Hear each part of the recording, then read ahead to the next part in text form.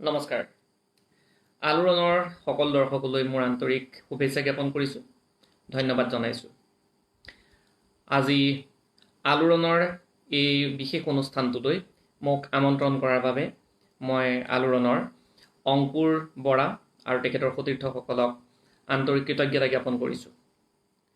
আজি এই অনুষ্ঠানটোত যিটো বিষয়ৰ ওপৰত মোক কথা ক'বলৈ আমন্ত্ৰণ কৰা হৈছে সেই বিষয়টি হৈছে সদ্য ঘোষিত হাইস্কুল শিক্ষান্ত পৰীক্ষাৰ ফলাফল সন্দৰ্ভত সময়, মানুহ আৰু যথোপযুক্ত কেন্দ্ৰীয় মনোভাৱ।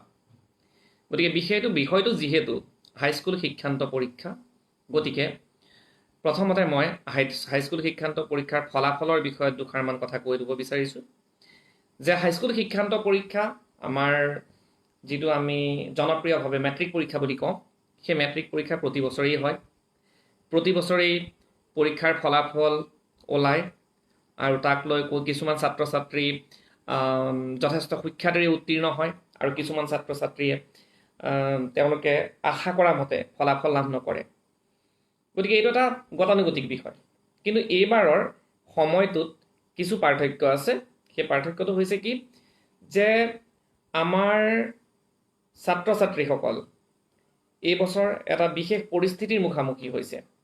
কোভিড-19ৰ যিটো পৰিস্থিতি, সেই পৰিস্থিতিটোৰ সৈতে ছাত্ৰ ছাত্ৰীসকল মুখামুখি হ'বলগীয়া হ'ল আৰু সেইবাবে হয়তো পৰীক্ষাৰ ফলাফল দিয়া প্ৰায় 15-20 দিন পলম হৈ গ'ল। দ্বিতীয়তে পৰীক্ষাৰ ফলাফল দিয়াৰ পিছদিনাৰ পৰা ছাত্ৰ ছাত্ৰীসকলে এডমিশ্যন ক'ত ল'ম তাক লৈ চিন্তা কৰি থাকে। কিন্তু এতিয়া প্ৰায়বিলাক ছাত্ৰ ছাত্ৰীয়ে হয়তো পৰীক্ষাৰ ফলাফলৰ পিছত ঘৰৰ ওচৰৰে কোনোবা এখন কলেজত বা প্ৰাইভেট জুনিয়ৰ কলেজত এডমিশ্যন লোৱাৰ কথা চিন্তা কৰিবলগীয়া হৈছে বহুতে, কিন্তু বহুতে সাহস গোটাই দূৰণিলৈ যাব। তাৰো কাৰণটো কি?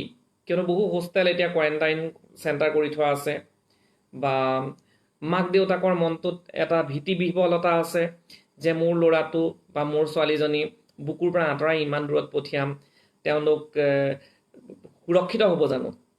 গতিকে সেইটো ভয়, সন্তানতকৈ ডাঙৰ বস্তু এইখন পৃথিৱীত একোৱেই নাই। এজন পিতৃ মাতৃৰ বাবে সন্তান সকলোতকৈ আপোন। গতিকে তেওঁলোকক সুৰক্ষিত কৰি ৰখাটো পিতৃ মাতৃৰ সকলোতকৈ প্ৰথম প্ৰয়োজন বা সকলোতকৈ ডাঙৰ তেওঁলোকৰ কৰ্তব্য বুলি তেওঁলোকে ভাবে। যিহেতু ময়ো এজন পিতৃ, গতিকে অনুভৱ কৰোঁ। এতিয়া সময়টো উপায় নাই, ৰিজাল্টটো দিবই লাগিব। গতিকে এই সময়টো এটা নতুন সময় আৰু তাৰ লগত জড়িত কিছুমান বিষয়ে মই আজি আলোচনা কৰিব বিচাৰিছোঁ। এইটো আৰম্ভণিতে মই এটা বৰ ডাঙৰ কথা ক'ম যে ফেচবুকত আজি কেইটামান বছৰৰ পৰা এটা ট্ৰেণ্ড চলিছে। ট্ৰেণ্ড বুলি কৈছোঁ দেই। ষ্টেণ্ড কৰা ল'ৰা ছোৱালীবিলাক তেওঁলোকক লৈ কিছুমান ট্ৰল চলে। বৰ দৃষ্টিগত হয়, অশান্তিকৰ হয়। কিছুমানে ক'ব বিচাৰে ষ্টেণ্ড কৰা ল'ৰা ছোৱালীবিলাকে দেশৰ বাহিৰলৈ ৰাজ্যখনৰ কাৰণে কি কৰিছে, শেষত 2nd ডিভিজন 3rd ডিভিজন পোৱা ল'ৰা ছোৱালীবিলাকেহে ৰাজ্যখন বচায়। বৰ অযুক্তিকৰ, অবান্তৰ কিছুমান কথা। আচলতে এইবিলাক চকু চৰহা। মই স্পষ্ট ভাষাত ক'ম, এই মানুহবিলাক হৈছে চকু চৰহা মানুহ। তেওঁলোকে কাৰোবাৰ সফলতাক সন্মান জনাব নাজানে আৰু তাৰ ফলত তেওঁলোকে নিজেও হয়তো জীৱনত তেনেকুৱা সন্মান বা তেনেকুৱা ধৰণৰ সফলতা লাভ কৰি পোৱা নাই, সেইকাৰণে ঈৰ্ষাত তেনেকুৱা কথা কয়। এই যে ষ্টেণ্ড কৰা ল'ৰা ছোৱালীবিলাক আছে, তেওঁলোকে ষ্টেণ্ড কৰি পেলাই কোনো পাপ কৰা নাই, তেওঁলোকৰ যোগ্যতা প্ৰতিপন্ন কৰিছে। তেওঁলোকে যে সাংঘাতিক ধৰণত এটা কষ্ট কৰিব পাৰে, সাধনা কৰে, সেই সাধনাৰ ফলতহে 97ৰ পৰা আৰম্ভ কৰি 99.2%লৈকে মাৰ্কছ ছিকিউৰ কৰিব পাৰে। গতিকে তেওঁলোকৰ দ্বাৰা আন ছাত্ৰ ছাত্ৰী উৎসাহিত হ'ব লাগে, তেওঁলোকক আমি আটোম টোকাৰিকৈ ল'ব লাগে, তেওঁলোকক আমি কেতিয়াও সমালোচনা কৰিব নালাগে। তেওঁলোকক সমালোচনা কৰা মানে সূৰ্যটোক হাত এখন দেখুৱাই পেলাই নাই বুলি ভাবি লোৱাটো, তাতকৈ বেলেগ একো নহয়। এতিয়া বহু ছাত্ৰ ছাত্ৰীয়ে সোধে যে বহুত মানুহে সোধে, ফেচবুকতে সুধি দিয়ে, ইহঁতিনো আমাৰ কাৰণে কি কৰিছে? নমস্কাৰ ছাৰ, আলোড়নৰ আলোচনীৰ পৰিয়ালৰ তৰফৰ পৰা ফেচবুক পেজৰ মজিয়ালৈ আপোনাক স্বাগতম জনাইছোঁ। ধন্যবাদ। তোমালোককো মই ধন্যবাদ জ্ঞাপন কৰিছোঁ। বাৰু, এতিয়া কথাটো হৈছে কি, সেই যে ছাত্ৰ ছাত্ৰীসকল আছে সেই ছাত্ৰ ছাত্ৰীসকলে কি কৰিছে মই কওঁ শুনক। মানুহে কয় ডক্টৰ ইঞ্জিনিয়াৰ হ'লেই সমাজ ৰক্ষা নহয়, ডক্টৰ ইঞ্জিনিয়াৰ নহ'লেও সমাজ ৰক্ষা নহয়। আপোনাৰ যেতিয়া বেমাৰ এটা হয় আপুনি কাৰ ওচৰলৈ যায়? আজি COVID-19 যিটো পৰিৱেশ হৈ আছে সেই পৰিৱেশটোত আমাৰ শেষ আশ্ৰয়স্থল কি? এই চিকিৎসক কেইজন। তেওঁলোকে বহুত চোকা মানুহ, তেওঁলোকে বহুত কষ্ট কৰি মেডিকেলত এটা ছিট লয়, তাৰ বহুতো ষ্টেণ্ড কৰা ল'ৰা ছোৱালী আছে। শেষত আমি তেওঁলোকৰে আশ্ৰিত হওঁ। তেওঁলোকৰ আশ্ৰয়তে আমি নিজক জীৱনটো সুৰক্ষিত অনুভৱ কৰোঁ। আপুনি আকৌ ভাবক, ৰাজ্যৰ বাহিৰত গৈ আমাৰ ল'ৰা ছোৱালী কি কৰি আছে? চোকা ল'ৰা ছোৱালীবিলাকে বাহিৰলৈ যে গুচি যায়, কোনোবা ভাল ডক্টৰ হয়, ধৰক কোনোবাই এইমছৰ এজন ডক্টৰ হৈ আছে, অসমীয়া ল'ৰা। আমি ইয়াৰ পৰা গৈ পেলাই এইমছত কেনেকৈ সোমাম আমি ৱাদি নাপাওঁ। কোনোবাই ফোন এটা কৰিব, আমাৰ আমুক আছে নহয়, তালৈ আমি যাম। তালৈ গৈ যেতিয়া সেই মানুহজনে পায় তেওঁ ইমান সাংঘাতিক এটা লেভেলত কাম কৰি আছে, তেওঁ আমাক সহায় অকণমান কৰি দিয়ক পঠিয়াই। সেই সহায়কণে আমাক সেই সময়ত পানীত পৰা মানুহটোৱে খেৰসূতাডালৰ আলমত উঠিবলৈ যত্ন কৰাৰ দৰে সেই মানুহজনৰ হাতত ধৰি আমি চিকিৎসালয় নিজৰ জীৱনটো বচাই আহোঁ। গতিকে সেই ষ্টেণ্ড কৰা ল'ৰাজনে সেইটো কাম কৰি আছে।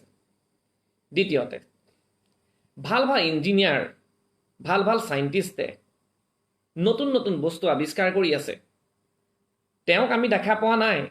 তেওঁ হয়তো ৰাজপথত ফ্লেগখন লৈ পেলাই, পতাকা লৈ পেলাই ইনকলাব জিন্দাবাদ ধ্বনি মাৰি থকা নাই, কিন্তু তেওঁ কোনোবা এটা লেবৰেটৰীত সোমাই তেওঁ ৰিচাৰ্চ কৰিছে। সেই ৰিচাৰ্চবিলাকত তেওঁৰ কণ্ট্ৰিবিউশ্যন আছে, তেওঁৰ অৱদান আছে, আৰু সেই বস্তুখিনি আমি ঘৰত ব্যৱহাৰ কৰি আছোঁ, কিন্তু আমি নাজানো যে সেই ষ্টেণ্ড কৰা ল'ৰাটো তাত কণ্ট্ৰিবিউশ্যন আছে। গতিকে চব মেধাক স্বীকৃতি দিবলৈ শিকক, মেধাক সেৱা কৰিবলৈ শিকক। মেধাক কেতিয়াও ঈৰ্ষা নকৰিব। ঈৰ্ষা কৰিলে আপোনাৰ ভাগত থকাটো নাইকিয়াহে হ'ব। শ্ৰদ্ধা কৰক, সন্মান কৰক। গতিকে এই বিষয়টো মানে বৰ অশান্তি দি থাকে। তাৰমানে ষ্টেণ্ড কৰি যেনিবা সেইখিনি ভুলহে কৰিলে। দ্বিতীয় এটা পইণ্টলৈ আহিছোঁ, বেলেগ এটা বিন্দুলৈ মই আপোনালোকৰ দৃষ্টি আকৰ্ষণ কৰিব বিচাৰিছোঁ যে এতিয়া ৰিজাল্টৰ সময়ত চাব দেই, দুখবিলাক বৰ বেলেগ। কাৰোবাৰ ঘৰত ল'ৰাটোৱে ছেকেণ্ড ডিভিজন পালে, ফাৰ্ষ্ট ডিভিজনে 2% কমিলে। সেই ঘৰখনত চাহ একাপ খাবলৈ যাওঁতে দুখ কৰি থাকে। কেলৈ দুখ কৰে? ফাৰ্ষ্ট ডিভিজন নাপালে। অন্য এঘৰত ষ্টাৰ পাবলৈ 2% কমিলে। কেলৈ দুখ কৰি থাকে? ষ্টাৰ নাপালে। কাৰোবাৰ ঘৰত 90% পাবলৈ 1 নম্বৰ কমি গ'ল। কেলৈ দুখ কৰি আছে? 90% নাপালে। কাৰোবাৰ ঘৰত 5টাত লেটাৰ পালে, 6 নম্বৰটোত লেটাৰ নাপালে। চবলৈ মানে দুখৰ লেভেলটো বেলেগ, কিন্তু দুখেই কৰিব। ইভেন ষ্টেণ্ড কৰা ল'ৰা ছোৱালীও যদি 7 নম্বৰ ষ্টেণ্ড কৰাৰ কাৰণে দুখ কৰে কেতিয়াবা, যে এই ছাবজেক্টটোত এই 3 নম্বৰ পাই যোৱাহেঁতেন মই 4 নম্বৰলৈ গুচি গ'লোহেঁতেন নহয়। মই কওঁ, মনত ৰাখিব যে প্ৰতিজন ছাত্ৰ ছাত্ৰীৰ অভিভাৱকে ৰিজাল্ট দিয়াৰ দিনটোত ফূৰ্তি কৰিব লাগে, খুব ফূৰ্তি কৰিব লাগে যে মোৰ ল'ৰাটোৱে মেট্ৰিক পাছ কৰিলে, মোৰ ল'ৰাটো মেচিয়ৰ্ড হ'ল, অভিজ্ঞ হ'ল। গতিকে সেই ল'ৰাজন মোৰ কান্ধৰ যিটো বোজা আছে সেইটো পাতলোৱাৰ দিশত গৈ আছে। এতিয়া আৰু সি মোৰ সন্তান হৈ থকা নাই, সি মোৰ কাণ সমনীয়া বন্ধু হ'ল। ফূৰ্তি কৰক, তাকো ফূৰ্তি কৰিবলৈ সুযোগ দিয়ক। যেতিয়া নতুনকৈ হায়াৰ ছেকেণ্ডেৰী পঢ়িবলৈ আৰম্ভ কৰিবৰ সময়ত আপুনি কিন্তু তাক আঙুলিয়াই দিয়ক যে চা শুন, তই বা চোৱা শুনজনী, তুমি মেট্ৰিকৰ সময়ত যে 69% পালা, তাৰ কাৰণ এইকেইটা। তুমি যিমান পঢ়িব লাগে সিমান নপঢ়িছিলা। ইয়াত বহুত ছাত্ৰ ছাত্ৰী আছে বুলি ভাবি লৈছোঁ যে 45জনে লাইফটোত মোৰ লগত এতিয়া আছে। গতিকে মই ভাবি লৈছোঁ, এষাৰ কথা কওঁ জানে, আমি কণ্টিনিউ কিমান দিন পঢ়িব, কিমান দেৰি পঢ়িব পাৰোঁ, সেইটো বৰ ডাঙৰ এটা টেষ্ট। আমাৰ অসমীয়া ল'ৰা ছোৱালীৰ বৰ ডাঙৰ দুৰ্নাম এটা আছে যে 1 ঘণ্টা 1.5 ঘণ্টাৰ ভিতৰতে তেওঁ পঢ়া টেবুলৰ পৰা উঠি যায়, 1 ঘণ্টাত কেতিয়াবা 5 বাৰ উঠি যায়। কিন্তু বাহিৰৰ ইউ পি, বিহাৰ, দিল্লী, ৰাজস্থান, হায়দৰাবাদ এইবিলাকৰ ল'ৰা ছোৱালীয়ে এটা ষ্ট্ৰেছ মানে কণ্টিনিউ 3 ঘণ্টা 4 ঘণ্টা বহি দিয়ে। এইখিনি কথা কিন্তু আমাৰ ছাত্ৰ ছাত্ৰীয়ে শিকিব লাগে।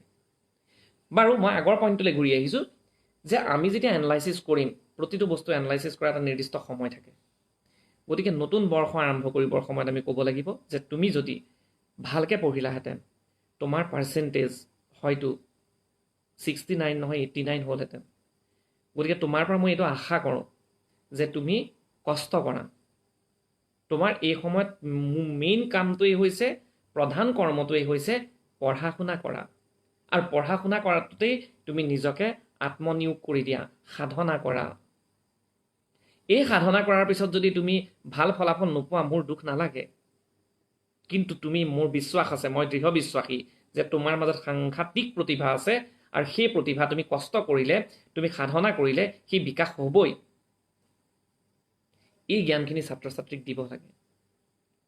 আৰু তেওঁলোকক যেতিয়া তেওঁলোক আগবাঢ়ি যাব বিচাৰে, যেতিয়া তেওঁলোক ক'ৰবাত ৰৈ যায়, থমকি ৰয়, তেতিয়াইতো আমি অভিভাৱক হিচাপে, শিক্ষক শিক্ষয়িত্ৰী হিচাপে আমি তেওঁলোকক সহায়ৰ হাতখন আগবঢ়াই দিব লাগিব। নহ'লে আমাৰ প্ৰয়োজনেই বা কি? জিতুল গায়ন, নমস্কাৰ ছাৰ, আপোনাক আমাৰ আলোড়নৰ পৰিয়ালৰ ফালৰ পৰা আদৰণি জনাইছোঁ, ধন্যবাদ। অনামিকা চৌহান, নমস্কাৰ ছাৰ, আলোড়ন আলোচনীৰ ফেচবুক পেজলৈ স্বাগতম জনাইছোঁ, ধন্যবাদ তোমাকো। দৃষ্টিৰূপা বৰদলৈ দেৰগাঁৱৰ, চিনি পাইছোঁ, আপোনাৰ কথাবোৰে বহুত প্ৰেৰণা দিয়ে ছাৰ, লগ পাইছোঁ তোমাক, ধন্যবাদ। যদি মোৰ দুষাৰ কথাই তোমালোকৰ জীৱনত অকণমানো প্ৰভাৱ পেলায়, সেইটোৱে মোৰ সাৰ্থকতা, আৰুনো কি আছে। নমস্কাৰ ছাৰ, আলোড়ন আলোচনী পৰিয়ালৰ তৰফৰ পৰা ফেচবুক পেজৰ মাজলৈ মজিয়ালৈ আপোনাক স্বাগতম জনাইছোঁ, অৰ্চিতা গোস্বামী, নমস্কাৰ ছাৰ। ভৈৰৱজ্যোতি দত্ত, নমস্কাৰ। দৃষ্টিৰূপা, দুটা মেছেজ আহিছে। অন্তৰী কাকতি, নমস্কাৰ ছাৰ, আলোড়ন পেজটোলৈ ধন্যবাদ। আলোড়ন আলোচনী, নমস্কাৰ, আলোড়ন আলোচনী ফেচবুক পেজৰ মজিয়ালৈ স্বাগতম, ধন্যবাদ। দেৱজিৎ জ্যোতি, দেৱাশীষ জ্যোতি, নমস্কাৰ ছাৰ, আলোড়ন আলোচনীৰ ফেচবুক পেজলৈ স্বাগতম জনাই, ধন্যবাদ। সকলোকে মোৰ পিনৰ পৰা ধন্যবাদ জ্ঞাপন কৰিছোঁ। আচলতে কি শিক্ষা, HSLC বস্তুটোনো কি? এটা দিশৰ পৰা চাবলৈ গ'লে HSLC চবতকৈ মেট্ৰিক পৰীক্ষা বা হাইস্কুল শিক্ষান্ত পৰীক্ষা সকলোতকৈ ডাঙৰ পৰীক্ষা। আন এটা দিশৰ পৰা চাবলৈ গ'লে মেট্ৰিক পৰীক্ষাটো একেবাৰে অদৰকাৰী পৰীক্ষা। এটা দৰকাৰী পৰীক্ষা বুলি কেলৈ ক'লোঁ? যে হাইস্কুল শিক্ষান্ত পৰীক্ষাটোত জীৱনৰ প্ৰথম আনুষ্ঠানিক ডাঙৰ পৰীক্ষা, সেইকাৰণে ই অত্যন্ত গুৰুত্বপূৰ্ণ।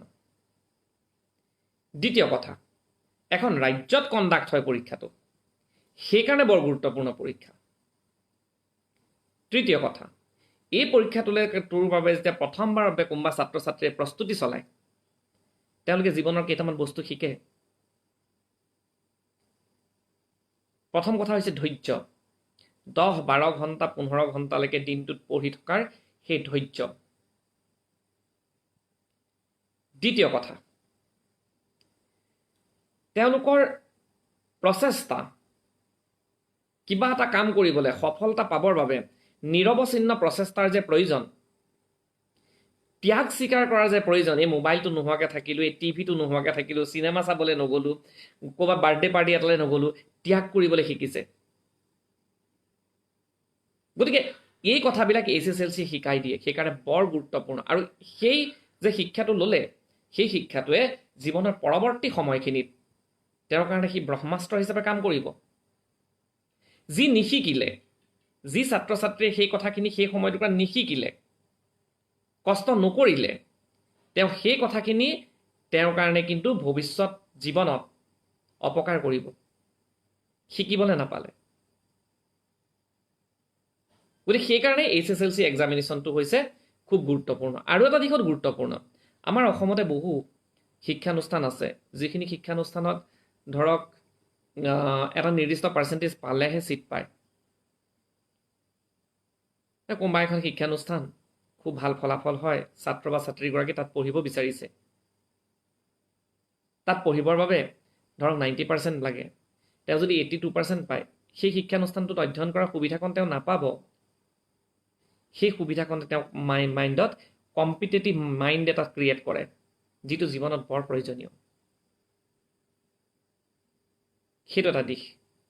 কিন্তু নহ'লে SSLC এক্সামিনেশ্যনটো তাৰ জীৱনত 2-4টা চাকৰিত তাৰ মাৰ্কছটো কামত অহাৰ বাহিৰে অন্য কাম নাই। মই এনেকুৱা ল'ৰা ছোৱালী পাইছোঁ যি SSLCত ছেকেণ্ড ডিভিজন পাইছে, হায়াৰ ছেকেণ্ডেৰীত ফাৰ্ষ্ট ডিভিজন পাইছে, ডিগ্ৰীত ফাৰ্ষ্ট ক্লাছ পাইছে, মাষ্টাৰ ডিগ্ৰীত টপাৰ হৈছে, এটা প্ৰতিষ্ঠিত ব্যক্তি। গতিকে SSLCত অকণমান ৰিজাল্টটো বেয়া হৈ গ'লে জীৱনটো শেষ নহয়, নাভাবিব কেতিয়াও। একেবাৰে সঁচা কথা নহয়। সেইপিনৰ পৰা SSLC এটা অদৰকাৰী পৰীক্ষা। গতিকে সেই কথাখিনি গুৰুত্ব সহকাৰে ল'ব লাগে। নেক্সট কথা, প্ৰেছাৰৰ কথা এটা আছে। পৰীক্ষাৰ লগত প্ৰেছাৰৰ কথা এটা মানুহে কয় যে ল'ৰা ছোৱালীক প্ৰেছাৰ নিদিব, প্ৰেছাৰ দিব লাগিব। কিন্তু সেই পৰিমাণটো ডিটাৰমাইন কৰাটো অভিভাৱকৰ বৰ প্ৰয়োজনীয় কথা। তোমাৰ মূৰত যদি অকণমান প্ৰেছাৰ নাথাকে, তুমি কোনো কাম নকৰা। তোমাৰ যদি এমাহৰ পিছত পৰীক্ষা নাই, তুমি নপঢ়া ভালকৈ। মনত পেলাই চাবাচোন, তোমালোকৰ ছাত্ৰ ছাত্ৰীসকলক কৈছোঁ, আৰম্ভণি এডমিশ্যনটো লৈ পঢ়িলে বস্তুবিলাক মনত নাথাকে। পৰীক্ষালৈ বোলে 2 সপ্তাহ আছে, পঢ়ি থাকাচোন, প্ৰতিটো বস্তু ফটাফট মনত ৰয়। তেতিয়া তোমাৰ মন যায় মই আগতে নপঢ়িলোঁ কেলে। সেই যে মনত ৰ'ল কেলে ৰ'ল জানান নাই? কাৰণ পৰীক্ষাৰ প্ৰেছাৰটো আছে। মা দেউতা ঘৰত নাই, তুমি নপঢ়া। দেউতালৈ যেনিবা ভয় কৰা, দেউতা আগফালে বহি পেলাই নিউজ পেপাৰখন পঢ়ি আছে, তুমি কিন্তু টেবুলৰ পৰা উঠিবলৈ ভয় খাইছা। সেইটো দেউতাৰ এটা প্ৰেছাৰ। এতিয়া উল্টা দিশটোলৈ আহিছোঁ তাৰ। সেইবুলি পিতৃ মাতৃয়ে অযথা কিছুমান কাম কৰি ল'ৰা ছোৱালীৰ জীৱনটো ধ্বংস কৰিব নালাগে। তই কেলেই ইমান কম নম্বৰ পালি, দিনে ৰাতিয়ে তাক টৰ্চাৰ কৰি থকা তেনেকুৱা অভিভাৱকো আছে। আৰু তাৰ কাৰণে জীৱনত কিছুমান ছাত্ৰ ছাত্ৰীয়ে বৰ কঠিন সিদ্ধান্ত কিছুমান লৈ পেলাই, যিখিনি ভাল নালাগে, মানে বৰ দুখ লাগে। যোৰহাটত এটা ঘটনা ঘটিছে, আৰু ক'ৰবাত এটা ঘটনা ঘটিছে, শুনিছোঁ। 2টা ঘটনাৰ বিষয়ে শুনিছোঁ, ফেচবুকতে দেখিছোঁ। গতিকে সেই বস্তুৰ পৰা অভিভাৱকসকল, তাৰমানে ল'ৰাটো বা ছোৱালীজনীয়ে কিবা এটা কৰি কিন্তু খাব। আপোনালোকে এইটো নাভাবিব যে সি একো নকৰিব। তাৰ বা তাইৰো জীৱনটোৰ প্ৰতি এটা দৃষ্টি আছে, জীৱনটোৰ প্ৰতি এটা হাবিয়াসো আছে।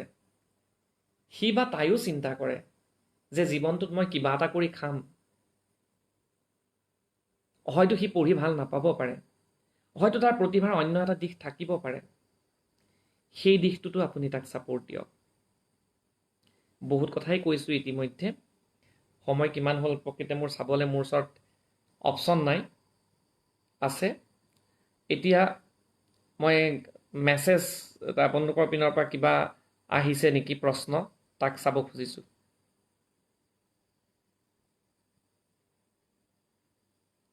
আপোনালোকৰ কিবা যদি সুধিবলগীয়া আছে, 46 জন অনলাইন হৈ আছে। গতিকে কিবা যদি সুধিব বিচাৰিছে, মোৰ ক'বলগীয়া বৰ্তমান ইমানখিনিয়ে।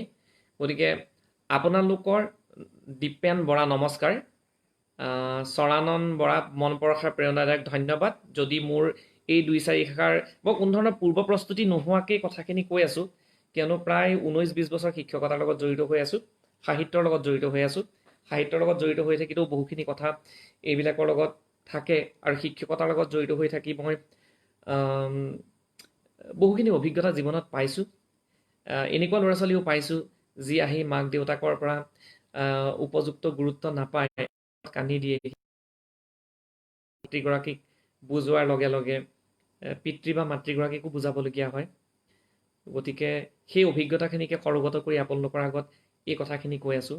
এইটোৰ যদি কেনেবাকৈ কোনোবা অভিভাৱক বহি আছে, এষাৰ কথা কিন্তু মই ক'ব বিচাৰোঁ, যদি আছে দেই, আপোনালোকে আপোনাৰ ল'ৰাটো বা ছোৱালীজনীয়ে, সন্তানে পঢ়া শুনা যদি কৰাটো বিচাৰে, তেনেহ'লে আপোনালোকেও পঢ়িব। এই কথাষাৰ বৰ গুৰুত্বপূৰ্ণ। পিতৃ মাতৃয়ে যদি ঘৰত পঢ়া শুনা কৰি থাকে, সন্তানে তাৰ পৰিৱেশ এটা পায়।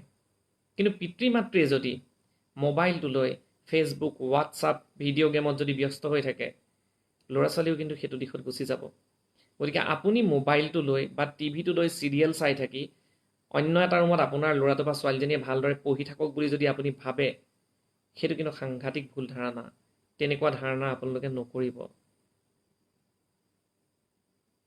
গতিকে মোৰ ক'বলগীয়া বহু কথাই কৈ গৈ আছোঁ, মনত পেলাই এনেকৈ অসুবিধাই হয়। গতিকে কাৰোবাৰ পৰা প্ৰশ্ন পালে ভাল পাম। যদি মই ৰৈছোঁ 2 মিনিট 1 মিনিট, আপোনালোকৰ কিবা যদি সুধিবলগীয়া আছে মই ভাল পাম উত্তৰ দিবলৈ। সুধিবলগীয়া আছে যদি সোধক, কিয়নো 40 জন এতিয়া অনলাইন আছে, লাইভত 40 জন আছে, 42 জন আছে মোৰ লগত।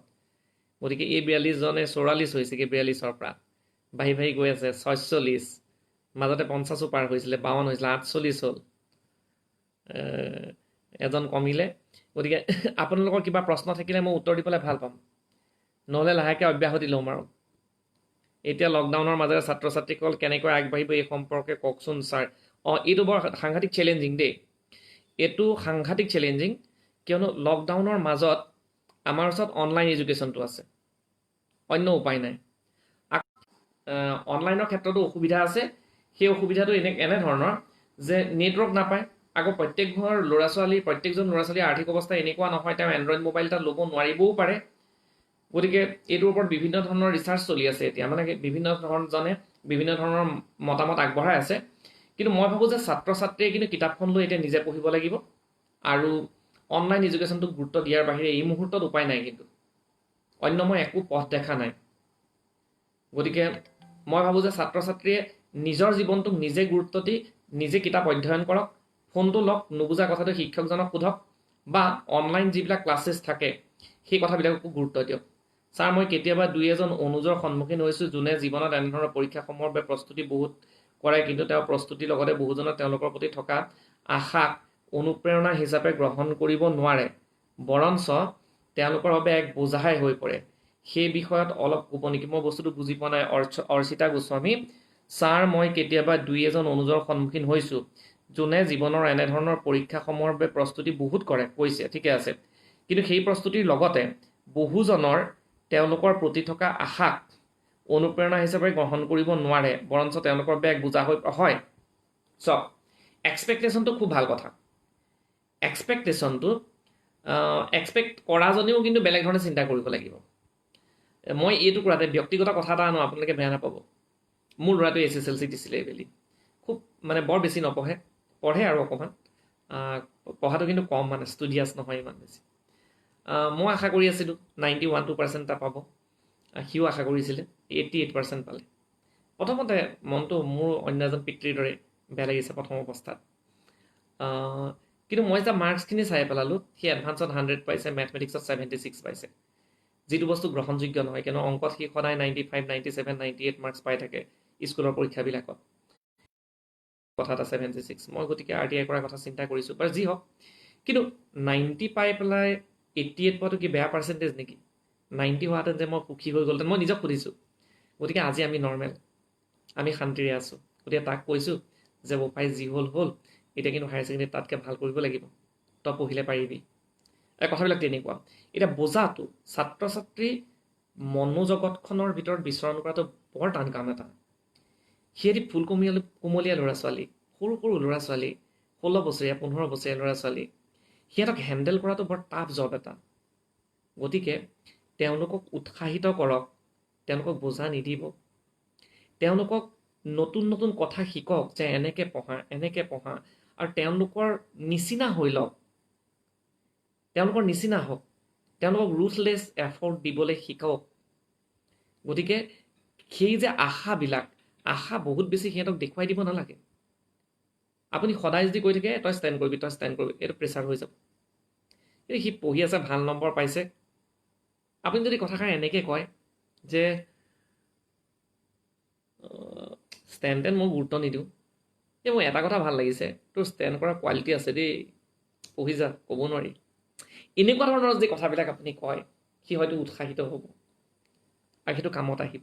সেইকাৰণে মই কওঁ, আশাক বোজাৰ স্তৰলৈ উন্নীত নকৰি। এতিয়া লকডাউনৰ মাজে ছাত্ৰ ছাত্ৰীসকল কেনেকৈ আগবাঢ়িব উত্তৰ দিলোঁ। ইয়াৰ আগত এটা প্ৰশ্ন অন্তৰীপ কাকতি, ছাৰ, চৰকাৰী আৰু ব্যক্তিগত শিক্ষানুষ্ঠানৰ প্ৰতি অনেকজনৰ মনোভাৱলৈ আপোনাৰ কেনেধৰণৰ মন্তব্য? আচলতে কি চাওক, চৰকাৰী আৰু ব্যক্তিগত খণ্ড চবতে ষ্টুডেণ্টেই পঢ়ে। সেই ছাত্ৰ ছাত্ৰীবিলাক আমাৰ অসমীয়া ল'ৰা ছোৱালীয়ে। গতিকে বিৰূপ মন্তব্য দিয়াসকল প্ৰকৃততে কি আৰু, সেইটো তেওঁলোকৰ আচলতে মানুহৰ কথাৰ পৰা নিজৰ স্তৰটো প্ৰমাণ কৰি দিওঁ আমি। মই যেতিয়া কিছুমান নিগেটিভ কথা ডিছকাছ কৰি থাকিম, তাৰমানে মোৰ ব্ৰেইনৰ মাজত নিগেটিভিটি আছে। আৰু মই যেতিয়া ধনাত্মক কথা পাতিম, তাৰমানে মোৰ মনস্তত্বটো ধনাত্মক। এতিয়া আপুনি নিজে চিন্তা কৰকচোন, ধনাত্মক মানুহৰ ওচৰত বেছি মানুহ থাকে নে ঋণাত্মক মানুহৰ ওচৰত বেছি মানুহ থাকে? কেতিয়াবা চিন্তা কৰি চাবচোন। গতিকে এনেকুৱা কথাবিলাকক গুৰুত্ব নিদিব। ব্যক্তিগত খণ্ডই আমাৰ শিক্ষা বিভাগটোত যথেষ্ট অৰিহণা যোগাইছে। কেনেকৈ যোগাইছে? যে বহু মেধাসম্পন্ন মানুহক চৰকাৰেতো সকলোকে চাকৰি দিব পৰা নাই। গতিকে মেধাৱী বহু মানুহক, ল'ৰা ছোৱালীক সংস্থাপিত কৰিছে ব্যক্তিগত খণ্ডই, আৰু তেওঁলোকে অশেষ কষ্ট কৰি ৰিজাল্ট গঢ়িছে। এতিয়া ইংলিছ মিডিয়াম, আছামিজ মিডিয়াম, কিবা কিবি লাংখা লিংখি এনেকুৱা কথাবিলাক ভাল নালাগে। গতিকে মই ভাবোঁ সকলোতে শিক্ষকে যদি কষ্ট কৰে, ছাত্ৰ ছাত্ৰীৰ কাৰণে যদি নিস্বাৰ্থভাৱেৰে কাম কৰে, চব ছাত্ৰ ছাত্ৰীৰে, সকলো ছাত্ৰ ছাত্ৰীৰ প্ৰতিভা আছে। তেওঁলোকে সেই প্ৰতিভাৰ জৰিয়তে তেওঁলোকে সফলতা পাব। আৰু শিক্ষকী পৃথিৱীত এনে কোনো শিক্ষক নাই যি নিজকে ডেডিকেটেড বুলি নাভাবে। সদায় ভাবে প্ৰতিজন শিক্ষকে যে মই খুব ভালদৰে পঢ়ুৱাওঁ, আৰু ছাত্ৰ ছাত্ৰীয়ে জাজ কৰে যে প্ৰকৃতে পঢ়ুৱাইছে নে নাই পঢ়ুৱা, তেনেকুৱা ধৰণৰ কথা। গতিকে এই বস্তুবিলাক আপোনালোককো কওঁ, এই কিছুমান মানুহে ফেচবুকত মানে অদৰকাৰী কাৰবাৰ কিছুমান কৰি থাকে। তেওঁলোকৰ কাম নাই, অধ্যয়নৰ পৰিসৰটো খুব সীমিত, বা মানসিক দৌৰটো কম এইবিলাক। গতিকে আমি ব্যক্তিগত খণ্ডই হওক, চৰকাৰী খণ্ডই হওক, সকলোতে ভাল কাম হ'ব লাগে। ক'ৰবাত যদি বেয়া কাম হৈছে, তেনেহ'লে সেইটোক লৈ সমালোচনা কৰক। আমাৰ সেইটোক লৈ আপত্তি কৰিবলগীয়া একো নাই। অন্তৰীপ উত্তৰটো দিব পাৰিছোঁ বুলি ভাবিছোঁ। মই নাজানো অন্তৰীপ কাকতি বুলিছে, ডাঙৰ নে সৰু, চৰি, বেয়া নাপাব আপুনি। এতিয়া লকডাউন, ছাত্ৰ ছাত্ৰীসকল কেনেকৈ আগবাঢ়িব সেইটো উত্তৰ দিলোঁ। নমস্কাৰ ছাৰ, আলোড়ন ফেচবুক পেজলৈ। গতিকে মই প্ৰায়খিনি প্ৰশ্নৰে আপোনালোকক উত্তৰ দিলোঁ, কিন্তু এই টুকুৰাতে কি বিষয় নিৰ্বাচনৰ ক্ষেত্ৰত দুআষাৰমান ক'বচোন ছাত্ৰ ছাত্ৰীসকলৰ বাবে। বিষয় নিৰ্বাচনৰ ক্ষেত্ৰত নিজৰ ইণ্টাৰেষ্টটোক গুৰুত্ব দিয়ক। মই কোনটো ভাল পাওঁ, বোলে মেট্ৰিকৰ সময়ত মই জীৱনটোত অংক, বিজ্ঞান, এডভান্স মেথমেটিক্স এনেকুৱা ছাবজেক্টবিলাক মই খুব ভাল পাইছিলোঁ, খুব আকৰ্ষিত হৈছিলোঁ। মই কৰি থাকি ভাল পাওঁ, পঢ়ি থাকি ভাল পাওঁ, ছায়েন্সলৈ যাওক। যদি দেখে যে এই ছাবজেক্টকেইটা মোৰ ভাল নালাগে, মোৰ ভাল লাগে ছ'চিয়েল ষ্টাডিজ, সমাজবিদ্যা বা সমাজ অধ্যয়ন, সমাজ বিজ্ঞান বুলি কয় আজিকালি, ইংৰাজী, অসমীয়া, এনেকুৱা বিষয়বিলাক খুব ভাল লাগে, আৰ্টছত পঢ়ক। স্ক'প চবতে ইকুৱেল আছে। আৰু অসমৰ বাহিৰত যে আৰ্টছৰ স্ক'প বহুত বেছি। অসমতহে এনেকুৱা এটা মানে মেণ্টেলিটি ডেভেলপ হৈ আছে যে ছায়েন্স মানেই ভাল, আৰ্টছ মানেই বেয়া, তেনেকুৱা কোনো কথা নাই। স্ক'প চবতে আছে। আপোনাৰ যিটোতে ইণ্টাৰেষ্ট আছে সেইটোকে ভাল ধৰণে কৰক। এটা মানে উদাহৰণ হিচাপে দিম, পাণ দোকান এখন খুলিছে যদি সেইখনো ভালদৰে কৰক, জীৱনত উন্নতি কৰিব। IAS অফিচাৰ হৈছে যদি তেতিয়াও ভালদৰে কৰক, তেতিয়াহে উন্নতি কৰিব। যদি আপুনি কাম নকৰে IAS অফিচাৰ হয়, আপোনাক ক'ৰবাত দলি মাৰি পেলাই থ'ব। আপোনাক কোনেও ভাল নাপায় তেনেকুৱা মানুহক। গতিকে বিষয় বাছনিৰ ক্ষেত্ৰত ইণ্টাৰেষ্টক, আৰু লগত এইমক, আপোনাৰ যেনিবা এইম এটা আছে যে মই জীৱনত আগৰ পৰা ভাবিছে মই ডক্টৰ হ'ম, তেতিয়াহ'লে ছায়েন্স পঢ়ক। আৰ্টছত পঢ়িতো ডক্টৰ হ'ব নোৱাৰি। বোলে মই এজন ভাল ইকনমিষ্ট হ'ম, আৰ্টছত পঢ়ক, ইকনমিক্সত মেজৰ লওক, বা ইকনমিক্স এজ এ ছাবজেক্ট লৈ পেলাই পঢ়ক, পাৰিব। গতিকে বিষয় বাছনিৰ ক্ষেত্ৰত এই কথা দুটাক, ইণ্টাৰেষ্ট এণ্ড এইম, এই দুটা কথা খুব গুৰুত্ব দিব।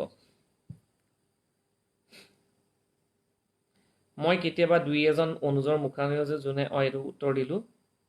এতিয়া লকডাউনৰ মাজেৰে ছাত্ৰ ছাত্ৰীক ক'লোঁ এইটো ক'লো, লকডাউনৰ মাজেৰে এই কথাষাৰ ক'লো। এইটো শেষত মই আপোনালোকক হয়তো আপোনালোকৰ উত্তৰ প্ৰশ্নবিলাক শেষ হৈছে। বিষয় নিৰ্বাচনৰ বিষয়ে মই ইতিমধ্যে কৈছোঁ, বিষয় নিৰ্বাচন 1 2 3 ঠিকে আছে। কিন্তু মই আপোনালোকৰ আগত শেষত এটা নতুন কথা আপোনালোকৰ আগত ক'ব বিচাৰিছোঁ, আৰু ইচ্ছা কৰিলে মোকে উদ্ধৃতি দি আপোনালোকে ফেচবুকত লিখিলেও মই বেয়া নাপাওঁ, যে অসমীয়া বিষয়টো আমি সকলোৱে বিচাৰোঁ আমাৰ মাতৃভাষা আজি বিপদাপন্ন, গতিকে মাতৃভাষাক আমি আগবঢ়াই নিয়াটো বিচাৰোঁ। আমি মাতৃভাষাটোত অধ্যয়ন কৰাটো বিচাৰোঁ, মাতৃভাষা এটা বিষয় হিচাপে অধ্যয়ন কৰাটো বিচাৰোঁ। আৰু শিক্ষামন্ত্ৰী ডাঙৰীয়াই আজি ঘোষণা কৰিছে যে অসমীয়া ভাষাটো ক্লাছ 1 to 10 কম্পালচৰি হওক। ঠিক আছে, ময়ো বিভিন্ন সময়ত লিখি আছোঁ।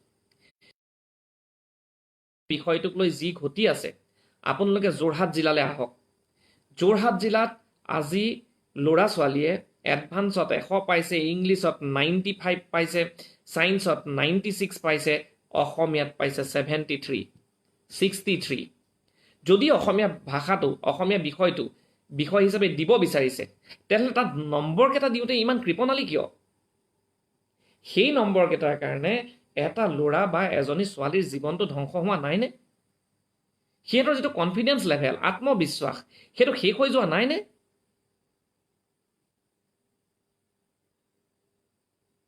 এই বিষয়টোত কিন্তু আপোনালোকে লিখিব পাৰে। মই লিখিম বুলি লিখিব পৰা হোৱা নাই। আৰু তেনেকৈ হ'লে কিন্তু মই আজি ভাবিম মোৰ ল'ৰাটোৱে চাওক সকলোতে 90+ পালে, অসমীয়া তাৰ ভাল হৈছিলে 77 পাইছে। আৰু সিহঁতৰ গোটেই ক্লাছটোত 17টা ষ্টুডেণ্টে 77 পাইছে। ভাবি চাওকচোন, 17টা ষ্টুডেণ্টে একেটা নম্বৰ পাব পাৰেনে? নিউজ পেপাৰত বা ক'ৰবাত ফেচবুকে ট্ৰল কৰিছে যোৰহাট জিলাত এবিধ ষ্টেণ্ড নাই। যোৰহাট জিলাৰ মেক্সিমাম ল'ৰা ছোৱালীয়ে অসমীয়াত বেয়া নম্বৰ পাইছে, গতিকে ক'ৰ পৰা ষ্টেণ্ড কৰিব? এই বিষয়টো কিন্তু আপোনালোকে গুৰুত্ব সহকাৰে লওক আৰু ইমানকৈ লিখক যাতে ঊৰ্ধ্বতম কৰ্তৃপক্ষৰ কাণ কৰ্ণগোচৰ হয়। নমস্কাৰ ছাৰ, মোৰ এগৰাকী ভনীয়ে ষ্টাৰ মাৰ্ক পাই উত্তীৰ্ণ হৈছে মেট্ৰিকত। তাই কলা শাখাত অধ্যয়ন কৰাৰ মন, কিন্তু কৰাৰ বাবে অলপ জোৰ কৰাৰ দৰেই কৰিছে। সেইটো কৰাটো জানো উচিত হৈছে ছাৰ? এই বিষয়ে জনাওক। সেইটো তেওঁলোকৰ পেৰেণ্টছে তোমাৰ খুৰা-খুৰীক বুজাবা যে খুৰা-খুৰী তেওঁৰ জীৱনটোৰ ওপৰত প্ৰভাৱ বিস্তাৰ কৰি থাকিব পাৰিব আৰু 2-4 বছৰ। তাৰপিছত সেই ছোৱালীজনী, তোমাৰ ভণ্টিজনী আত্মনিৰ্ভৰশীল হ'ব, আৰু তেতিয়া কিন্তু খুৰা-খুৰীৰ কথা নুশুনে। গতিকে এতিয়া তাইৰ য'ত ইণ্টাৰেষ্ট আছে, আৰ্টছ পঢ়িব বিচাৰিছে, তাইক শান্তিৰে আৰ্টছ পঢ়িবলৈ দিবলৈ কোৱা। আৰু দৰকাৰ হ'লে মোক ফোনত লগাই দিবা, বেয়া নাপাওঁ, কিন্তু তাইৰ মনটো বেয়া নকৰিবা। মই বিজ্ঞানৰ শিক্ষক, কেমেষ্ট্ৰি পঢ়ুৱাওঁ, মই chemistry head of the department Pragjyotika. মোৰ ল'ৰাটোক কিন্তু মই সুধিছোঁ আৰ্টছ পঢ় যদি পঢ়। সি এতিয়া কৈছে নপঢ়োঁ, মই ছায়েন্সেই পঢ়িম। মই তাক অপশ্যনটো দিছোঁ, গতিকে সি যি পঢ়িব বিচাৰে তাকহে পঢ়িবলৈ দিছোঁ। ছাৰ, মই জগন্নাথ বৰুৱা মহাবিদ্যালয়ৰ অসমীয়া বিভাগৰ ছাত্ৰ, অন্তৰীপ কাকতি। কিন্তু মই হায়াৰ ছেকেণ্ডেৰী পাছ কৰাৰ পিছত বহুজনে মোক অসমীয়া বিভাগত ভৰ্তি হোৱাত আপত্তি কৰিছিল। কিন্তু অসমীয়া মোৰ বাবে কেৱল একোটা বিষয় নহয়, মোৰ বাবে সন্মানীয় বিষয়। মই হায়াৰ ছেকেণ্ডেৰী বিষয়টোত 97 নম্বৰ লাভ কৰিছিলোঁ। খুব ভাল অন্তৰীপ, খুব ভাল কথা। মই অসমীয়া বিষয়টোত এইবেলি HSLC ঘটনাটোহে কৈছোঁ, কিন্তু তুমি ভুল নুবুজিবা। মই এইটো কোৱা নাই যে প্ৰতি বছৰে হৈ আছে, কিন্তু HSLCত কিন্তু প্ৰায়ে ঘটি আছে। আমাৰ ছাত্ৰ ছাত্ৰীসকলত মই কৈ আছোঁ সেইটো কথা। আৰু অসমীয়া বিষয়টো আচলতে কি, কবিজনাই কোৱাৰ দৰে আইমুখৰ ভাষা। মই এতিয়া অসমীয়াত যিমান নিজকে মাজে মাজে ইংৰাজী শব্দ এটা দুটা আহি যায়, কমফৰ্টেবল ফিল কৰোঁ, সিমান কমফৰ্টেবল মই অন্য এটা বিষয়ত হয়তো নকৰোঁ। ইংৰাজীতো কথা কৈ থাকিব পাৰিম, হিন্দীটো পাৰিম, কিন্তু সিমান মই কমফৰ্টেবল ফিল নকৰোঁ। গতিকে এই মাতৃভাষাটো জীয়াই ৰাখিবৰ বাবে আমি সকলোৱে কৰিব লাগিব। আৰু মই আশা কৰোঁ অন্তৰীপ অসমীয়া ভাষাটোকে এটা বিষয় হিচাপে লৈ জীৱনত যথেষ্ট এজন প্ৰতিষ্ঠিত ব্যক্তি হ'ব। সেয়া মোৰ আশীৰ্বাদ আৰু মৰম। নমস্কাৰ ছাৰ, মোৰ এগৰাকী ভনীয়ে ক'লোঁ ছাত্ৰ ছাত্ৰীসকলক অনুপ্ৰেৰণাৰ বাবে দুআষাৰ ক'ব, লগতে আপোনাৰ সাহিত্য কৰ্মৰ বিষয়ে অকণমান ক'ব। অ'কে, ছাত্ৰ ছাত্ৰীসকলৰ অনুপ্ৰেৰণাৰ বাবে প্ৰথমতে বেছি নকওঁ, সেইটো বিষয় যদি দিয়ে মই 2 ঘণ্টা ক'ম। বহুত ক'বলগীয়া আছে। জীৱনত আমাৰ মাজত ইমানেই বেছি কোৱালিটি আছে, ইমানেই বেছি প্ৰতিভা আছে, আমি নজনাকেই মৰি যাওঁ। That is the tragedy. আৰু সেইটো যিদিনাখন জানি যাম, যিদিনাখন আমি জানো, সেইদিনাখন কিন্তু আমাক কোনেও পিছলৈ টানিব নোৱাৰে। সফলতা অনিবাৰ্য।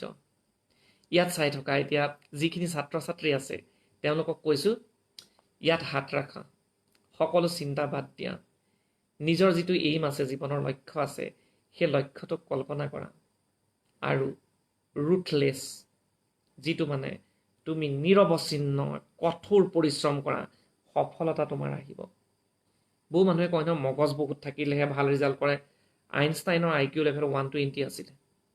আইনষ্টাইনে নিজেই কৈছে, I am not seriously talented, I am passionately curious.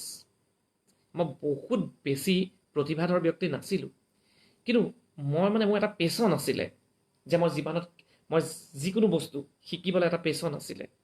সেইকাৰণে আইনষ্টাইন হৈছিলে। He was Einstein, he is Einstein, and he will remain Einstein till the presence of the human civilization. ভাবিছোঁ। গতিকে মই ভাবোঁ আমাৰ অসমীয়া ল'ৰা ছোৱালীয়ে আন্দোলন ৰাজপথত নকৰক। মই এইটোৰ বিৰোধী, সেইকাৰণে বহু মানুহৰ লগত মোৰ ক্লাছ হয়। আন্দোলন কৰিবলগীয়া আছে, কিবা কৰিবলগীয়া আছে, সেইখিনি কৰক জ্যেষ্ঠসকলে। ছাত্ৰ ছাত্ৰীক তাৰ পৰা ৰেহাই দিয়ক। তেওঁলোকে এটাই আন্দোলন কৰক, শৈক্ষিক আন্দোলন। সেই শৈক্ষিক আন্দোলনেৰে প্ৰতি বছৰে 600 IAS অফিচাৰৰ ভিতৰত 150-200 অসমীয়া হওক। IITত 1000 হিচাপে অসমীয়া ল'ৰা সোমাওক। PMTত মেডিকেলৰ কাৰণে 1000 হিচাপে অসমীয়া ল'ৰা সোমাই যাওক। অসমীয়া ল'ৰা ফৰেন ছাৰ্ভিচত থাকক, অসমীয়া ল'ৰা ফৰেষ্ট ছাৰ্ভিচত থাকক, অসমীয়া ল'ৰা প্ৰতিটো ডাঙৰ ডাঙৰ অফিচৰ পলিচি মেকাৰ হওক। প্ৰধানমন্ত্ৰী PA অসমীয়া ল'ৰা হওক। যদি আমি এটা শৈক্ষিক আন্দোলন কৰোঁ, সকলোৱে অকল পঢ়া শুনা খুব ভাল ধৰণে কৰি নিজকে প্ৰতিষ্ঠা কৰোঁ, এনে এটা দিন আহিব যিদিনাখন অসমীয়া ল'ৰাই ৰাজপথত আন্দোলন কৰাৰ কোনো প্ৰয়োজন নাথাকিব।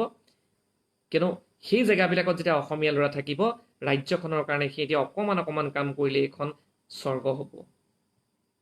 এতিয়া নিজৰ সাহিত্য কৰ্মৰ বিষয়ে দুষাৰমান মই কৈ সামৰিম। সাহিত্য কলেজীয়া জীৱনৰ পৰা কৰি আহিছোঁ, কিন্তু ফুল টাইমাৰ হিচাপে মই কৰা নাছিলোঁ। 2014 চনৰ পৰা সাহিত্যত মই কণ্টিনিউ কৰিছোঁ। মোৰ প্ৰথম শিশু উপন্যাস আছিলে এখন, উলতীয়া ল'ৰালিৰ ধেমালি। তাৰপিছত ডিব্ৰুগড় বিশ্ববিদ্যালয়ৰ কৃষ্ণচূড়া ৰং, সেইখন বহুতে পঢ়িছে, বহুতে শুনিছে। 2nd এডিশ্যন শেষ হৈছে, 3rd এডিশ্যনৰ পিনে গৈ আছে। সেইখন মই ফেচবুকতো এতিয়া পাঠ কৰি আছোঁ, ৰাইজৰ সঁহাৰি যথেষ্ট ভালকৈ পাইছোঁ। মোৰ তৃতীয়খন সেইখন ডিব্ৰুগড় বিশ্ববিদ্যালয়ৰ কৃষ্ণচূড়া ৰং নামটোৱে কৈ আছে। তাৰপিছত ধৰক তেজপিয়া উপন্যাসখন লিখিছোঁ, সেইখন বনলতাই কৰিছে। তেজপিয়া উপন্যাসখন অসম লোকসেৱা আয়োগৰ দুৰ্নীতি কেলেংকাৰীৰ ওপৰত এখন উপন্যাস। সেই উপন্যাসখন 2017 বৰ্ষত অসমৰ শ্ৰেষ্ঠ উপন্যাস হিচাপে স্বীকৃতি দিছিলে মোক বিন্দু সাহিত্য গোষ্ঠীয়ে, তাৰ কাৰণে এটা বঁটা দিছিলে। তাৰপিছত মই চাহ জনগোষ্ঠীয় জীৱনৰ ওপৰত ৰিচাৰ্চ কৰি, গৱেষণা কৰি আংৰা নামৰ এখন উপন্যাস লিখি উলিয়াইছোঁ। সেই উপন্যাসখনো ইতিমধ্যে 2টামান এডিশ্যন শেষ হৈ গৈছে। লকডাউন বা আন্দোলন নহ'লহেঁতেন তেনেহ'লে সেই উপন্যাসখন হয়তো 3rd এডিশ্যনো শেষ হৈ গ'লহেঁতেন। ৰাইজে সঁহাৰি দিছে, ৰাইজক সেইটো কথাৰ কাৰণে মই ধন্যবাদ জ্ঞাপন কৰিছোঁ। আৰু সেইখন উপন্যাস চাহ জনগোষ্ঠীয় ৰাইজৰ মাজতো যথেষ্ট জনপ্ৰিয় হৈছে। পেপাৰে পত্ৰ ইভেন হীৰেণ গোহাঁইচাই উপন্যাসখনৰ বিষয়ে বৰ সুন্দৰকৈ লিখিছিলে, তেখেতৰ প্ৰতি মই কৃতজ্ঞ। তাৰপিছত আনন্দ বৰমুদৈ ছাৰ আৰু পূৰবী বৰমুদৈ বাইদেউৰ জীৱনৰ ওপৰত আধাৰিত নীলকণ্ঠী উপন্যাসখনৰ বাবে যোৱা বছৰ শ্ৰেষ্ঠ যুৱ সাহিত্যিকৰ বঁটা মোলে প্ৰদান কৰিলে অসম সাহিত্য সভাই, ৰাধা গোবিন্দ বৰুৱা যুৱ সাহিত্য বঁটা। গতিকে সেইখিনি হৈছে মোৰ উপন্যাস। টোটেল মই 5খন উপন্যাস এতিয়া লিখিছোঁ। এতিয়া সকলোকে মই জনাব পাৰি, এই প্লেটফৰ্মখনত জনাব পাৰি মোৰ ভাল লাগিছে। মোৰ এখন উপন্যাস খুব সোনকালে আহি আছে। সেই উপন্যাসখন কাৰাগাৰৰ জীৱন ভিত্তিত। আজিলৈকে অসমীয়া সাহিত্যত কাৰাগাৰৰ জীৱনৰ ওপৰত আধাৰিত উপন্যাস হোৱা নাই। উপন্যাসোপম কাহিনী হৈছে আৰু ডায়েৰী হৈছে, কিন্তু মোৰ কিতাপখনেই এতিয়ালৈকে প্ৰথম অসমীয়া উপন্যাস কাৰাগাৰৰ জীৱনৰ ওপৰত। গতিকে ইয়াত আপোনালোকে কাৰাগাৰৰ ভিতৰত সোমাই মই ৰিচাৰ্চ লেভেলত কাম কৰিছোঁ। গতিকে মনটোত এনে এটা বিশ্বাস হৈছে আপোনালোকে পঢ়ি ভাল পাব। গতিকে আপোনালোকৰ সঁহাৰি কিন্তু লাগিব। চাব, আপোনালোকক আকৌ মই কৈছোঁ, আপোনালোকৰ সঁহাৰি লাগিব, কিয়নো উপন্যাস এখন লিখাটো বৰ কষ্টৰ কাম। আৰু সেই উপন্যাসখন ৰাইজে পঢ়িলেহে লেখকৰ সাৰ্থকতা, নপঢ়িলেতো একো কথাই নাই। আৰু তাৰোপৰি কৰ্ম মানে কি, আপোনালোকে মোৰ আৰ্টিকলবিলাক পঢ়ি আছে চাগে, লেখা মেলাবিলাক 2014 চনৰ পৰা এতিয়ালৈকে 250-300মান প্ৰবন্ধ ওলাইছে। প্ৰকাশ,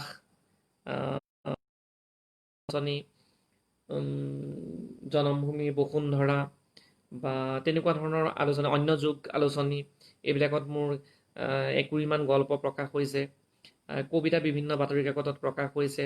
তেনেকৈ যেতিয়াই সময় পাইছোঁ তেনেধৰণে কামবিলাক কৰি গৈছোঁ। আৰু বাকীখিনি আপোনালোকৰ আশীৰ্বাদ, আপোনালোকৰ লগত থাকিলে হয়তো সাহিত্যৰ লগতো জড়িত হৈ থাকিব পাৰিম। সেয়াই আৰু সাহিত্য কৰ্ম বিশেষ কৰিছোঁ বুলি ভবা নাই। যিখিনি কৰিছোঁ আপোনালোকৰ আগত আত্মশ্লাঘাত লিপ্ত হ'লেও আপোনালোকৰ প্ৰশ্ন পায়, বেয়া নাপাব। অপ্ৰিয় ভাৱ থাকে, কিন্তু এইটো প্ৰশ্ন কিয় অৰ্চিতা ছাৰ, গণিত বিষয়টোৰ প্ৰতি বহুজন শিক্ষাৰ্থীৰ অপ্ৰিয় ভাৱ থাকে, কিন্তু সেই বিষয়টো যিহেতু এক অতি প্ৰয়োজনীয় বিষয়, গতিকে সেই অপ্ৰিয় ভাৱক কেনেদৰে প্ৰিয় কৰিব পাৰি সেইটো পঢ়ুৱাজন মানুহৰ ওপৰত কথা। যিজন মানুহে পঢ়ুৱায় সেই মানুহজনে সেই গণিত বিষয়টোক আপোনাৰ প্ৰিয় কৰি দিব পাৰে। তেখেতে বস্তুটো কেনেকৈ দিছে ষ্টুডেণ্টক বুজি পালে কোনো বস্তু অপ্ৰিয় হৈ নাথাকে। গতিকে ইয়াত কিছুমান টেকনিক আছে, সেই টেকনিকবিলাকৰ মতে কিন্তু যাব লাগিব। যদি সেই টেকনিকবিলাক এপ্লাই নকৰে, জাষ্ট মেকানিকেলি গুচি যায়, তেতিয়া গণিত বিষয়টো বেয়া লগা হ'ব। আৰু গণিতটো বৰ লজিকেল ছাবজেক্ট এটা। এই ছাবজেক্টটো যদি কেনেবাকৈ আপুনি বেয়া পায়, পিছত ছায়েন্স পঢ়ক আৰ্টছ পঢ়ক, কিন্তু গণিতটোৰ ওপৰত কিন্তু অকণমান দখল থকাটো বাঞ্ছনীয়। নহ'লে গতিকে শিক্ষকজন যদি লজিকেল হয়, তেখেতে বৰ সুন্দৰকৈ গণিত শিকাই দিব পাৰে। গতিকে তেনেকুৱা শিক্ষকৰ আশ্ৰয় লওক। কাৰোবাৰ কথা যদি আপুনি ভাবিছে, গণিত বিষয়টো সহজ হৈ পৰিব।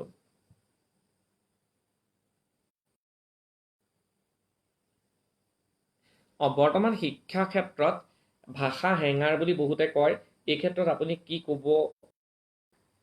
ভাষা হেঙাৰ কিছুমান ক্ষেত্ৰত নহয়, কিছুমান ক্ষেত্ৰত হয়। এতিয়া চাওক, ছায়েন্সত যেনিবা আপুনি পঢ়িছে হায়াৰ ছেকেণ্ডেৰী, ছায়েন্সত পঢ়িলে অসমীয়া মিডিয়ামৰ এখন কিতাপ পাব। মই নিজে চাইছোঁ, যথোপযুক্ত নহয়। কিন্তু ইংৰাজী মিডিয়ামত আপোনালোকে ইমানেই কিতাপ পাব, আৰু চব ভাল ভাল কিতাপ। ছায়েন্সত লোৱাৰ লগে লগে আপুনি কম্পিটিটিভ এক্সামিনেশ্যনবিলাক যেতিয়া দিব, প্ৰতিযোগিতামূলক পৰীক্ষাবিলাক, সেই পৰীক্ষাবিলাক ৰাষ্ট্ৰীয় পৰ্যায়ত হয়। ৰাষ্ট্ৰীয় পৰ্যায়ৰ সেই উত্তৰ প্ৰদেশৰ, সেই ৰাজস্থানৰ, সেই কেৰেলাৰ লগত কম্পিটিশ্যন কৰিবলৈ হ'লে আপুনিও সেইটো স্তৰত অধ্যয়ন কৰিব লাগিব। কিন্তু অসমীয়া ভাষাত থকা একমাত্ৰ পুথিখনত সেই বস্তুখিনি নাথাকিব পাৰে। সেই ক্ষেত্ৰত কিন্তু ভাষা হেঙাৰ হ'ব পাৰে। কিন্তু কলা শাখাৰ ক্ষেত্ৰত মই দেখোঁ যে সেইটো নহয়। নোহোৱা কেলৈ দেখোঁ যে কলা শাখাৰ ক্ষেত্ৰত ৰাজনীতি বিজ্ঞানেই হওক, কিতাপ আছে অসমীয়াত। গতিকে এই ক্ষেত্ৰত মই এটা কথা কওঁ, ভাষা হেঙাৰ হ'ব নোৱাৰে যদিহে সেই ভাষাটোত সেই বিষয়বিলাকৰ নিৰ্দিষ্ট মাধ্যমৰ কিতাপ, ভাল ভাল কিতাপ লিখা হয়। সেই কামটো কিন্তু আমাৰ শিক্ষকসকলে কৰা নাই, খুব কমকৈ কৰিছে। সেইটো বেয়া কাম কৰিছে। কিন্তু বিশেষকৈ ইউনিভাৰ্চিটিত থকা প্ৰফেচৰবিলাকেই হওক বা পুৰণা মহাবিদ্যালয়ৰ শিক্ষকসকলেই হওক, তেখেতসকলৰ ৰিচাৰ্চৰ কাৰণে তেখেতসকলৰ দৰমহাও বহুত বেছি দিয়া হয় মানে এই কামখিনিৰ কাৰণেই যে তেখেতসকলে ৰিচাৰ্চ কৰক, তেখেতসকলে এনেকুৱা কিতাপ চিতাপ লিখক। গতিকে সেই কামখিনি কিন্তু তেখেতসকলে কৰিব পাৰে, বিশেষকৈ বিজ্ঞানৰ ক্ষেত্ৰত। বাৰু, বহুত কথা কৈ দিলোঁ।